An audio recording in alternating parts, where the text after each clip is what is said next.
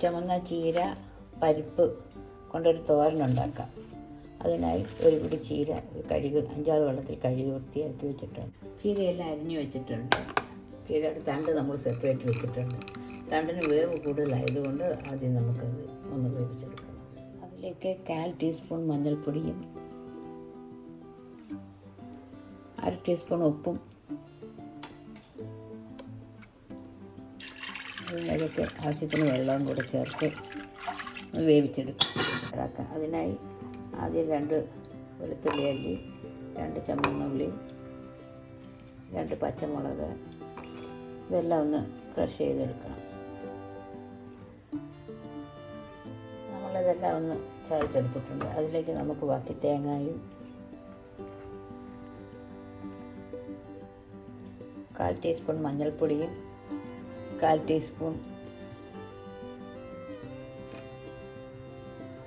മുളക് പൊടിയും കറിവേപ്പിലയും കൂടെ ഇട്ടൊന്ന് ചതച്ചെടുക്കാം.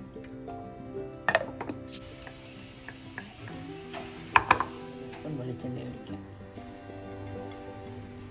ചൂടാകുമ്പോൾ 1/2 ടീസ്പൂൺ കടുകിട്ട് പൊട്ടിക്കും. അതിലേക്ക് 2 ഉണക്കമുളകും ചെറിയ സവാള. നമുക്കിതിലേക്ക് 1/2 ടീസ്പൂൺ ഉപ്പും കൂടെ ചേർക്കാം.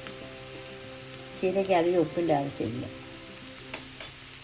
നമുക്ക് ചീരയുടെ ഈ തണ്ടൊന്നിട്ട് ആദ്യം ഒന്ന് വഴറ്റാം.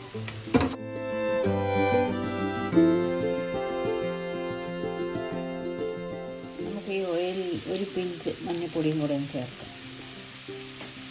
അത് ഈ എണ്ണയിലൊന്ന് നോക്കിക്കാം. തോരന് നല്ല സ്വാദ് കിട്ടും.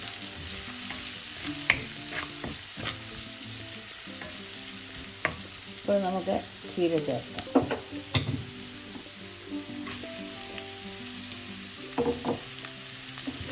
എല്ലാം കൂടെ ഒന്ന് മിക്സ് ചെയ്ത് അടച്ച് വെച്ച് കഴിക്കാം. ചീരയെല്ലാം നല്ലപോലെ വെന്തിട്ടുണ്ട്. ഈ സമയം നമുക്ക് സൈഡിലോട്ടാക്കി അരപ്പ് ചേർക്കാം. അരപ്പിൻ്റെ പച്ചമണം മാറുന്നവരെ നമുക്കൊന്ന് ഇളക്കി കൊടുക്കാം. അതോടൊപ്പം തന്നെ വേവിച്ച് വെച്ചിരിക്കുന്ന ദാൽ പരിപ്പ് ചേർക്കാം. എല്ലാം കൂടെ ഒന്ന് മിക്സ് ചെയ്യാം. ചുവന്ന ചീര പരിപ്പ് തോരൻ റെഡി.